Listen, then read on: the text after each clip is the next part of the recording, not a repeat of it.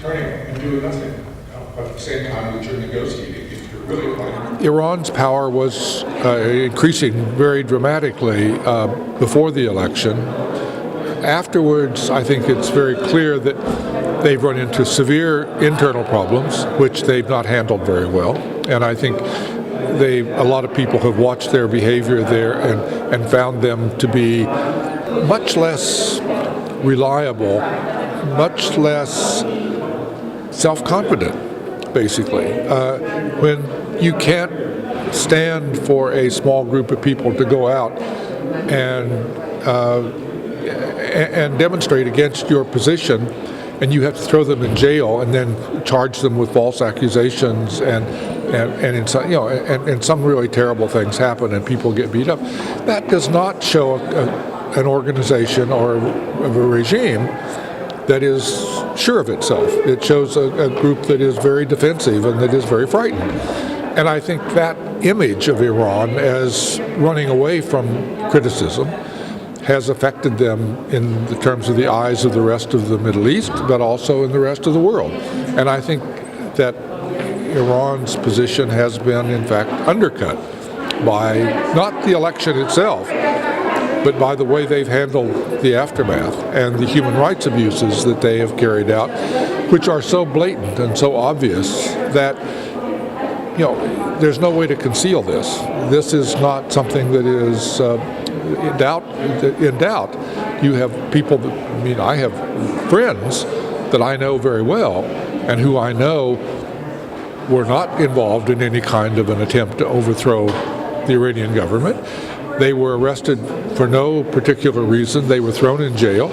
They've been forced to write false confessions. I know them, and I know these confessions were false. They were not. Of course, we're Hussein Saudi, and I think we have to be realistic that we've had 30 years of American sanctions that have had no apparent impact on moderating the Iranian regime's position on the kind of core foreign policy issues, support for terrorism and pursuit of weapons of mass destruction. So even if, as one hopes, we're able to develop greater international consensus and multilateralize these sanctions, I think we just have to be realistic that this is a regime, even under pressure, becomes more, I think, defensive of its position and less flexible, less willing to budge. And I think we have to be careful about the humanitarian impact, which is one of the reasons why I am less enamored of the proposed ban on sales of gasoline and other refined petroleum products to Iran than certainly folks on Capitol Hill are.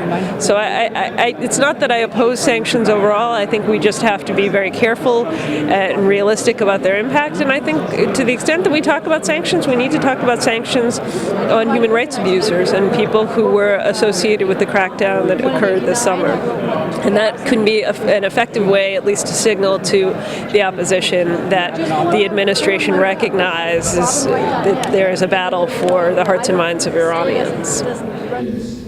It does appear that the Iranian people do have a desire for closer relations with the United States, that large majorities want to have negotiations with the U.S., and approximately 2/3 want to have full diplomatic relations with the U.S., and this goes well beyond anything that the Iranian government is currently considering. So we do see a kind of building pressure. At the same time, because of the demonstrations, because of the challenges, there is in the government a tendency to kind of rigidify and resist. So it's not clear that they are going to move with that general sentiment.